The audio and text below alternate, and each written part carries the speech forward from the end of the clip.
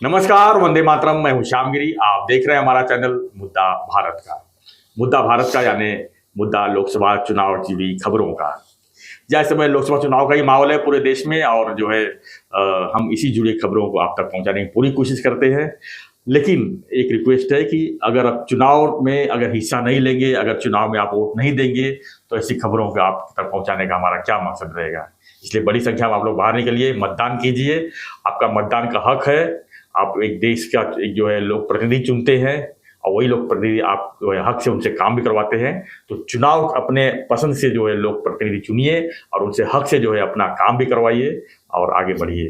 तो हमारे रिक्वेस्ट को फॉलो कीजिए और चैनल को भी सब्सक्राइब कीजिए, क्योंकि हम भी अब बड़ी मेहनत से जो है आप तक विशेषण हम अपनी पहुँच अब तक पहुँचाते हैं। क्योंकि हमारे जो गेस्ट आते हैं वो भी काफ़ी मेहनत करते हैं, काफ़ी बारीकी से स्टडी करते हैं आप तक खबरें पहुँचाने के लिए। तो आज हम चर्चा करेंगे कि जो इस समय देश में चल रहा है कि आपकी प्रॉपर्टी जो है बढ़ जाएगी, आपकी जो मंगलसूत्र है, गहने हैं, वो भी बांट दी जाएगी, वो भी अल्पसंख्यकों को दे दी जाएगी। यानी एक तरह से हिंदू मुस्लिम का पूरा प्रचार हो रहा है। इसके पीछे के मकसद क्या है इसकी राजनीति, इसी पर हम चर्चा करेंगे। हमारे साथ में राजनीतिक विशेषज्ञ दयानंदिनी जी, इनका स्वागत करते हैं हम अपने चैनल में। हमारे साथ लगातार बने हुए हैं चुनाव के माहौल में। ऐसे में जो है हम उनको अलग अलग चीज़ों पर हम जो स्टडी करने के लिए भी करते हैं। पिछले वीडियो में उन्होंने देखा आपने कि महाराष्ट्र के जो 48 सीट है, और अभी जो 8 चुनाव होने जा रहे हैं 8 सीटों में, किस तरह से उन्होंने काफ़ी बारीकी से स्टडी करके किसका पलड़ा किस तरफ भारी बताया। काफ़ी मेहनत कर रहे हैं। तो आज भी हम जो है इस वीडियो में भी हम इसी पर चर्चा करेंगे कि जो हिंदू मुस्लिम कार्ड खेला जा रहा है, इसके पीछे क्या सही विशेषण क्या है, इसके पीछे की इसकी ओर हम जानने की कोशिश करेंगे। सर क्या कहेंगे सर नेने साहब की जो मोदी जी खुद एक प्रधानमंत्री हैं और इस तरह कह रहे हैं कि आपकी क्या प्रॉपर्टी, आपकी क्या ज्वेलरी, आपकी जो भी धन दौलत जो है, क्या ये घुसपैठिए जो है बांट लेंगे, आपका रिजर्वेशन छीन लेंगे। ये सब बातें जो हो रही है सर, इसके पीछे क्या मकसद आप मानते हैं सर? श्याम जी, बात मोदी जी और फिलहाल जो आप बोल रहे हो, वो विषय जो है वो शुरुआत उसकी की राहुल गांधी के बयान में जी। वो बयान था वेल्थ रीडिस्ट्रीब्यूशन, मतलब लोगों का धन जो है उसको फिर से हम बांटेंगे, या तो ऐसी पॉलिसीज लेके आएंगे जिससे लोगों के पास का जो धन है वो रीडिस्ट्रीब्यूट हो जाए दूसरे लोगों में। जी। क्या है, अंग्रेजी में एक कहावत है that some monkeys have got the habit of putting the foot in their mouth when they open their mouth. मैं यहाँ पे किसी को मंकी मतलब माकड़ बोलते हैं मराठी में उसको, बंदर तो किसी को बंदर नहीं कहना चाहता। मैं सिर्फ आपको ये जो कहावत है उसका मीनिंग क्या है, क्या हर वक्त कुछ नेताओं की आदत है, हो गई है, या तो उनको एक आदत होती है कि जब भी मुंह खोलेंगे कुछ गलत बात उनके मुंह से निकल आती है। मैं ये कहना चाहता हूँ राहुल गांधी जी का थोड़ा ऐसा ही उनको एक आदत है। ऐसे 2014 से काफी बार हमने देखा है। राहुल गांधी जी ने क्या कहा इस चुनाव में, वो बार बार कास्ट सेंसस की बात कर रहे हैं, मतलब जातीय मतगणना हम देश में करवाएंगे, ऐसी वो बात कर रहे हैं। उन्होंने कहा है कि जिसकी जितनी आबादी उसका उतना हक। इस प्रिंसिपल पे कांग्रेस को चलाना चाहते हैं जी। एक मीटिंग में उन्होंने जो कहा मैं आपको सामने अभी रख रहा हूं, जिससे पूरी कंट्रोवर्सी शुरू हो गई। राहुल गांधी जी ने कहा कि वी मतलब Congress party will conduct a caste survey and census to know the exact population and status of backward classes, SC ST, minorities and other caste in the country. मतलब अगर हम चुन के आए तो कांग्रेस पार्टी पूरे देश में एक जातीय मतगणना कराएगी, ये जानने के लिए कि देश में कितने लोग SC में है, कितने लोग ST में है, कितने लोग माइनॉरिटी है, और ऑल अलग अलग जो कास्ट में बटे हुए हैं उनकी एग्जैक्ट संख्या क्या है। यहां तक ठीक था। इसके आगे जाके उन्होंने कहा कि उसके बाद में स्टेज 2 में Congress will conduct a financial and institutional survey, and then we will take a historical assignment to distribute wealth of India, jobs and other welfare schemes to these sections based on their population. मतलब जिसकी जितनी आबादी उसका उतना हक, ये principal पे Congress party जातीय मतगणना करने के बाद में फाइनेंशियल मतलब आर्थिक और इंस्टीट्यूशनल मतलब अलग अलग जो कंपनीज है इंस्टीट्यूशंस है उनके सर्वे करवाएगी. उसमें किस कौन से पद पे ओबीसी कितने हैं, माइनॉरिटी कितने हैं उसका सर्वे करवाएगी, जनरल लोग कितने हैं उसका सर्वे करवाएगी. उसके बाद में लोगों का फाइनेंशियल स्टेटस मतलब आर्थिक स्थिति के बारे में सर्वे करवाएगी. और उसके बाद में वो उनका धन रीडिस्ट्रीब्यूट करेगी. अभी रीडिस्ट्रीब्यूट करेगी मतलब क्या करेगी, इसके ऊपर वो चुप थे. नहीं, उन्होंने बताया ना कि अल्पसंख्यकों को दी जाएगी. नहीं, मैं आपको इसी उन्होंने अल्पसंख्यकों को दी जाएगी ऐसे नहीं कहा.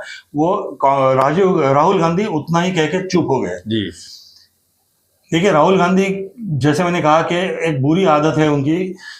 एक तो वो पूरा अभ्यास नहीं करते कोई भी चीज का. कुछ नई चीज उनको आ गई तो जैसे एक छोटा बच्चा कुछ नई खिलौना नया मिल गया तो उसके साथ खेलने लगता है जब तक वो टूट नहीं जाता है, और टूटने के बाद वो नया खिलौना ढूंढता है.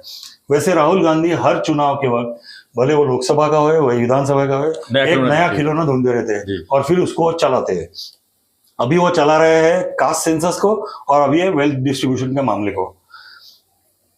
अभी देखिए, वेल्थ डिस्ट्रीब्यूशन ये कंसेप्ट जो है ये मूलतः वामपंथी लोगों का कंसेप्ट है, कम्युनिस्ट लोगों का कंसेप्ट है. ये आइडिया, ये जो क्या बोल प्रिंसिपल जो है वेल्थ डिस्ट्रीब्यूशन का, इसका ओरिजिनेटर कार्ल मार्क्स है. और कार्ल मार्क्स ने 1917 में ये कंसेप्ट लोगों के सामने रखा कि अगर कम्युनिस्ट लोगों का रेवोल्यूशन विश्व में सक्सेसफुल होता है तो वो अमीरों से उनका जो धन है वो खींच लेंगे और वो गरीबों में बांट देंगे, जिसको रॉबिन हुड कंसेप्ट भी कहते हैं. बिल्कुल कि I will rob Peter and pay Paul. पर ये कैसे करेंगे राहुल गांधी, इसके ऊपर वो चुप है. जी. तो क्या हुआ, देश में चर्चा शुरू हो गई. और चर्चा जब शुरू हो गई तो सबसे पहले लोग पहुंचे 2006 साल में, क्योंकि 2006 साल में यूपीए का शासन था. और उस वक्त देश के प्रधानमंत्री मनमोहन सिंह जो थे, उन्होंने एक उनके भाषण में कहा था कि देश के जो रिसोर्सेस है, देश के जो धन है, उसके ऊपर सबसे पहला हक माइनॉरिटी कम्युनिटी का होता है. ऐसा उन्होंने कहा था. हमारे पास उसकी वीडियो क्लिप जो है वो भी हम आपको रिक्वेस्ट करेंगे कि हो सकता है तो आपने चलाएंगे ना, चलाएंगे. आप भी देख लीजिए वीडियो चलाओ, 30 सेकंड का है वीडियो. हम हाँ, तो चलाएंगे. We will have to devise innovative plans to ensure that minorities, particularly the Muslim minority, are empowered to share equitably in the fruits of development. They must have the first claim on our resources. मतलब हम कोई झूठ कह रहे हैं ऐसे नहीं आपको ये है. जाहिर है कि क्रिकेट में अगर बैट्समैन होता है उसको एक फुल टॉस मिलेगा तो फुल टॉस ये मारने के लिए होता है. तो फिर वो बॉलर ने जब फुल टॉस डाला और बैट्समैन ने अगर उसके ऊपर छक्का लगाया तो फिर वो बॉलर को रोने का नहीं है, अच्छा बॉल तूने क्यों नहीं डाला, क्यों उसको फुल टॉस दिया. वैसे जैसे ही राहुल गांधी ने ये फुल टॉस दिया तो मोदी जी उसके ऊपर टूट पड़े हैं, अब 6 मार रहे हैं. और उनके पास गत पंतप्रधान मनमोहन सिंह जी का बयान उनके हाथ में है, जैसे जो आपने अभी वीडियो में देखा होगा. तो उन्होंने वही बयान पकड़ के आगे चलाया कि वेल्थ रीडिस्ट्रीब्यूशन कैसे करेंगे, इसके ऊपर अगर कांग्रेस चुप है. उसके बाद में राहुल गांधी कुछ बोल नहीं रहे हैं, एक तो गायब हो गए हैं, और फिर उनके सहयोगी सैम पिट्रोडा आगे आके अमेरिका में इनहेरिटेंस टैक्स है करके नया स्टेटमेंट करते हैं. तो नेचुरली नया टैक्स क्या है ये? इनहेरिटेंस टैक्स मतलब एक आदमी के पास अगर 100 रुपये है या तो 100 करोड़ रुपये जो भी है, और वो गुजर जाता है, तो जब गुजर जाता है तो वो पूरा का पूरा पैसा उसके बच्चों के पास नहीं जाता। ऐसा उनका कहना है कि अमेरिका में उसके ऊपर इनहेरिटेंस टैक्स है, उसमें से कुछ वैल्यू सरकार को दी जाती है और बाकी का पैसा उनके रिलेशंस में बढ़ जाता है। तो कुछ वैल्यू की वैल्यू क्या है उसको जब पूछा तो उन्होंने कहा 55%। मतलब 45% आपके 45% फैमिली को मिलेगा, 55% सरकार के पास जाएगा। तो जैसे ही सैम पिट्रोडा का बयान इनकी राहुल गांधी के बयान के पीछे पीछे आया तो देश में चर्चा तो शुरू होना ही है कि कांग्रेस के मन में क्या है। उनका मैनिफेस्टो पूरा वेग है सब चीजों के ऊपर, हर चीज के 2 या 3 अर्थ निकल सकते हैं, तो कौन सा अर्थ लेना। तो मोदी जी ने वही अर्थ पकड़ा। उन्होंने कहा कि देश में जहां जहां कांग्रेस का शासन रहा है, भले वो आसाम था अभी बंगाल है, घुसपैठियों का बड़ी समस्या है, तो क्या आप ये जो पैसा आप रीडिस्ट्रीब्यूट करोगे वो क्या घुसपैठियों को करोगे या तो माइनॉरिटी को, क्योंकि मनमोहन सिंह जी ने कहा है कि minority have got first right. तो क्या वो ये पैसा हमारा पैसा लेके, और हमारा माने वो जो मेजॉरिटी कम्युनिटी है उनके बारे में बात कर रहे हैं, तो मेजॉरिटी से पैसा लेके क्या आप माइनॉरिटी में बांटना चाहते हो, ये उन्होंने सवाल किया। और मोदी जी कभी फालतू की बात नहीं करते, उनके पास हर एक के पीछे लॉजिक होता है। तो उन्होंने लॉजिक भी रखा कि कांग्रेस ने 2004 साल में जब वो आंध्र प्रदेश में सत्ता में आई थी तब उन्होंने एससी और एसटी कोटा कम करके वो जो कोटा था उनका वो माइनॉरिटी कम्युनिटी को देना चाहा। और 2004 से लेकर 2010 में 2 बार उन्होंने आंध्र प्रदेश में प्रयास किया। 2011 में यही प्रयोग वो राष्ट्र भर करना चाहते थे, चूंकि उसमें कुछ लीगल टेक्निकलिटीज आई, कांग्रेस कर नहीं पाई। पर कहते हैं कि एक बार दूध का जला जो होता है वो छाछ को भी फूक फूक के पीता है। तो मोदी जी कांग्रेस को कह रहे हैं कि आप खुल के लोगों को बताओ कि आप ये कैसे करना चाहते हो। भी आगे चलते हैं। दूसरा सवाल मोदी जी ने पूछा है और जो बिल्कुल सही सवाल है, वो पूछते हैं राहुल गांधी को कि क्या आप हिंदुस्तान को एक लैबोरेटरी बनाना चाहते हो क्या, कि अपने मन में जो भी विचार आते हैं, तो जैसे मेडिकल टर्मिनोलॉजी में कोई दवा अपन लेते हैं तो रैट्स मतलब उंदीर मतलब क्या बोलते हो, चूहे, तो चूहों के ऊपर प्रयोग करते हैं प्रयोगशाला में पहले। तो मोदी जी ने राहुल गांधी को वही पूछा कि आपके मन में जो भी उटपटांग बातें आती है या उटपटांग आपको जो भी सलाह दी जाती है, तो क्या आप भारत देश में हिंदुस्तान को एक प्रयोगशाला की तरह हिंदुस्तानी चूहों के ऊपर आप इसका प्रयोग करना चाहते हो क्या? क्या आप बोल रहे हो कि हम ऐसे करेंगे वैसे करेंगे और कैसे करेंगे ये बताते नहीं हो। तीसरा, ये जो कंसेप्ट उन्होंने लाया ये कम्युनिस्ट कंसेप्ट था, जैसे मैंने पहले बताया 1917 में से कम्युनिज्म अगर शुरुआत हुई पहला वर्ल्ड वॉर खत्म होने के बाद, तो लगभग 2000 साल जब शुरू हुआ, मतलब 2000 21वीं सदी, तब तक कम्युनिज्म फला फूला और खत्म भी हो गया। और खत्म हुआ मतलब क्या, कम्युनिस्ट फिलॉसफी पूरे विश्व में फेल हो गई। तो जब ये पूरे विश्व में ये फिलॉसफी फेल हो गई है, वो तुम फिलॉसफी किसी ने तुम्हारे कान में भर दी और आप भारत में आप उसका एक्सपेरिमेंटेशन करना चाहते हो क्या? एक चीज जो राहुल गांधी और कांग्रेस के जो उनके सपोर्टर्स है वो बताते हैं कि वेल्थ रीडिस्ट्रीब्यूशन से इकोनॉमिक इनइक्वालिटी मतलब आर्थिक असमतोल जो है समाज में वो ठीक हो जाएगा। पर ये ठीक नहीं होता, इसके भी 2 सबसे बड़े उदाहरण हैं। एक है उस वक्त का सोवियत यूनियन, मतलब रशिया को सोवियत यूनियन कहते थे, और दूसरा चीन। ये 2 बड़े उदाहरण हैं जहां पे उन्होंने, जब उनका जो कम्युनिस्ट रेवोल्यूशन शुरू हुआ और उनको थोड़ा यश प्राप्त होने लगा, तो उन्होंने उस वक्त के सारे इंडस्ट्रीज जो भी थे बिजनेसमैन के वगैरह, वो सारी इंडस्ट्री सरकार ने ले ली और उसका नेशनलाइजेशन कर दिया। उस वक्त जितनी भी प्रॉपर्टियां थी वो भी सरकार ने अपने कब्जे में ले ली। उस वक्त जितनी भी जमीनें थी लोगों के पास वो भी सरकार ने कब्जे में ले ली अपने, और वो वेल्थ का हम रीडिस्ट्रीब्यूशन करेंगे गरीब लोगों में, ऐसे उन्होंने बताया। पर जैसे जैसे कम्युनिज्म के दशक आगे बढ़ते गए तब लोगों के ध्यान में आया कि ये सिर्फ बोलने की बातें थी। जिन्होंने जो कब्जा किया सरकारों ने उस वक्त के, तो जो लोग सरकार चलाते थे उन्होंने लिटरली वो सब गरीबों को, वो सब बिजनेसमैन को, वो सब इंडस्ट्रियलिस्ट को, वो सब प्रॉपर्टी लोगों को लूटा है, और जो कब्जा किया उन्होंने अपने कब्जे में लेके रखा है। मतलब एक के पास जो कब्जा था वो उसके हाथ से निकल के दूसरों के पास इनडायरेक्टली चला गया, और यही सबसे बड़ी वजह थी कि कम्युनिज्म के ऊपर के लोगों का विश्वास उठने लगा। तीसरी बात, राहुल गांधी बार बार अडानी अंबानी इनके ऊपर बहुत ज्यादा असभ्य भाषा में टीका करते हैं। अभी देखिए, जैसे कहते हैं कि it is very easy to criticise Adani and Ambani, but it is very difficult to run their business. जेणु काम तेणु थाय करके गुजराती में कहावत है, मतलब जिसका काम वो वही कर सकता है। कम्युनिज्म क्यों फेल हो गया? तो सरकारों ने कब्जे तो कर लिए हर चीज पे, पर बिजनेस करना सरकार का काम नहीं है, इंडस्ट्री चलाना सरकार का काम नहीं है, इसके लिए कम्युनिज्म फेल हो गया। इसी वजह से राहुल गांधी की जो ये कल्पना है, जो किसी ने सोच है जिन्होंने उनके मन में डाली है, वो सोच भी फेल हो जाएगी।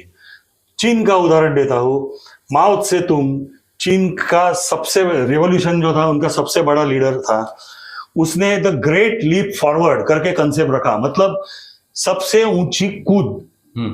मतलब गरीबी से लेके चीन को हम, और मैं माओ कहता था उनके लोगों को, क्या उनके समाज को, क्या मैं आपको आश्वस्त करता हूं कि इतनी बड़ी आगे कूद ले लेंगे हम कि जो दारिद्र्यता है, जो गरीबी है, उससे हम आपको एकदम सुखवस्तु समाज में लेके जाएंगे। पर चीन कर पाया क्या? नहीं, उल्टी उधर आर्थिक दुर्बलता और बढ़ी, और माओ के जो जो पॉलिसीज थी उस वक्त, चीन में स्टारवेशन मतलब भूख, फिर डेथ्स, काफी बार महामारियां उधर आती थी, उसकी वजह से लोगों की मृत्यु है बहुत ज्यादा हो गई, गरीबी 3 गुना ज्यादा बढ़ गई, और आर्थिक पूरा कैओस चीन में हो गया।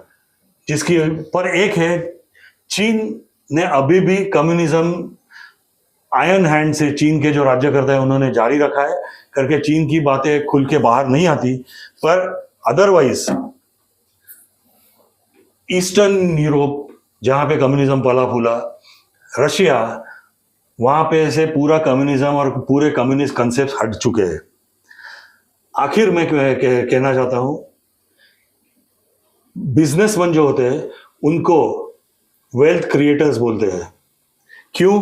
तो वो तुम्हारा जो निवेश है वो बढ़ाते हैं, वो तुम्हारा जो धन है, देश का धन, वो बढ़ाते हैं, और बिजनेसमैन जो होते हैं उनकी वजह से ही देश में आपको रोजगार उपलब्ध होता है, लोगों को नौकरियां उपलब्ध होती है। अगर कोई सरकार को इकोनॉमिक इनइक्वालिटी मतलब आर्थिक समतोल कम करना है तो सरकार को 3 चीजें करनी पड़ेगी जी। उनको, उनके जो धोरण होते हैं वो सस्टेनेबल, इंक्लूसिव और लॉन्ग लास्टिंग होने चाहिए। मतलब चले ऐसे धोरण आपको मतलब बनाने चाहिए। दूसरा, सर्वसमावेशक, समाज के सारे तबकों को साथ में लेके चले ऐसे, और जो लंबे समय तक टिके रहे, ऐसी पॉलिसी सरकार को, ऐसे आर्थिक धोरण बनाना चाहिए। और ये कैसे हो सकता है? तो the government has to promote innovation, entrepreneurship और इंडिविजुअल फ्रीडम। ये 3 चीजें अगर आप करोगे तो ही आपका आर्थिक धोरण अच्छा बनेगा। और जब मोदी जी कहते हैं कि उनका जो बेस है आर्थिक धोरण का वो सबका साथ, सबका विश्वास और सबका विकास है, तो मोदी जी यही सब नीतियां तो चला रहे हैं। स्टार्टअप्स को बढ़ावा देना, डिजिटलाइजेशन को बढ़ावा देना देश में, गरीब लोगों को फ्री राशन देना, 1 साल 2 साल नहीं तो लगभग 6 साल हो गए और अभी आगे भी 5 साल हम देने वाले हैं। की घोषणा की, ताकि कोई भी आज देश का नागरिक भूखा नहीं सोए। किसानों को किसान सम्मान पत्र होए, या तो यूरिया की क्वालिटी अच्छी बना के देवे, या तो उनके खाते में डायरेक्ट धन राशि की ट्रांसफर होए, या तो उज्ज्वला योजना से हर जगह पे बिजली पहुंचे, या तो फ्री गैस सबको उपलब्ध करे। ये सारी जो नीतियां है मोदी सरकार ने जो की हुई, वो एक अच्छा आर्थिक धोरण देश के लिए देने में बहुत काम आ रही है और आगे चल के भी काम आ सकती है। Rahul Gandhi ji is a immature politician, अनुभवी जिसे वो कहते हैं राजकारणी राहुल गांधी है। जैसे मैंने कहा, राष्ट्र कोई खिलौना नहीं है और राष्ट्र में रहने वाले नागरिक जो है वो कोई चूहे नहीं है कि आपके दिमाग में जो आया वो एक्सपेरिमेंटेशन आप उनके साथ करो। मैं जब कहता हूँ इमैच्योर तो एक जिम्मेदारी के साथ कह रहा हूँ। आप उनके भाषण सुनिए, क्या भाषण करते हैं, खटाखट खटाखट खटाखट, टकाटक टकाटक टकाटक। ये कोई सीरियस राजनेता का लैंग्वेज ऐसे होता नहीं है कभी भी। तो जो उन्होंने कंसेप्ट रखा है वेल्थ रीडिस्ट्रीब्यूशन का, आखिर में मैं एक ही कहूँगा कि ये बकवास कंसेप्ट है। लोगों ने ऐसे आदमी की पार्टी को चुनने के पहले 10 बार सोचना चाहिए, क्योंकि उसकी नीतियाँ, उसकी सोच राष्ट्र के लिए बहुत घातक है, बहुत ही डेंजरस है। और लोगों ने ऐसे हालात में आके फंसना नहीं चाहिए कि जैसे लोग बोलते हैं कि जो बूंद से गई वो हौद से नहीं आएगी। इसके लिए सतर्क रहो और अच्छे कैंडिडेट को और अच्छे पार्टी को चुनो। धन्यवाद नीरज जी, बहुत अच्छी जानकारी दी, आपके लिए बहुत बहुत शुक्रिया। आपने इतना स्टडी करके अपनी इतनी मेहनत से जो है लोगों तक पहुंचाए। और जो इस समय माहौल चल रहा है इस समय देश में, इसमें जो भाषण चल रहे हैं उसमें आप गौर से सुनिए। वोट देने के लिए निकलिए, आप वोट देंगे तो ही जो जस्टिफाइड होगा।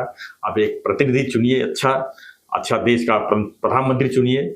और ऐसे जो लोग बातें करते हैं खासकर इस तरह के कि देश को बांटने की और माइनॉरिटी को मतलब इस तरह से मदद पहुंचाने की बात कर रहे हैं, उसके बारे में आप हमारे ज़्यादा आप सोच सकते हैं कि क्या करना है। तो सोचिए, समझिए और बाहर निकलिए, वोट दीजिए और एक अच्छा देश का प्रतिनिधि चुनिए। क्योंकि मोदी जी के मैं फेवर थोड़ा सा करता हूँ इसलिए कि वो जो है विकास की बात करते हैं, विकसित देश की बात करते हैं। आज तक किसी ने, मैं तो मेरे ख्याल 50+ हो गया हूँ, लेकिन अभी तक मैंने सुना नहीं कोई विकसित देश की बात किया हो। मोदी जी ने कहा है कि 2047 तक जिस तरह से देश को विकसित करेंगे, एक देश का फर्स्ट स्थान, जिस लेवल पे अमेरिका है, जिस लेवल पे जापान है, इस तरह का जो लेवल पे अगर हम पहुंचेंगे तो हमारी अलग ही दुनिया होगी, हमारा अलग ही भविष्य होगा। तो अच्छा भविष्य चुनिए और वोट दीजिए। और ऐसी खबरों को, ऐसे विश्लेषण के लिए बने रहिए हमारे साथ, देखते रहिए हमारा चैनल मुद्दा भारत का। चैनल को लाइक शेयर और सब्सक्राइब जरूर कीजिए। धन्यवाद नीरज जी, धन्यवाद। जय हिंद।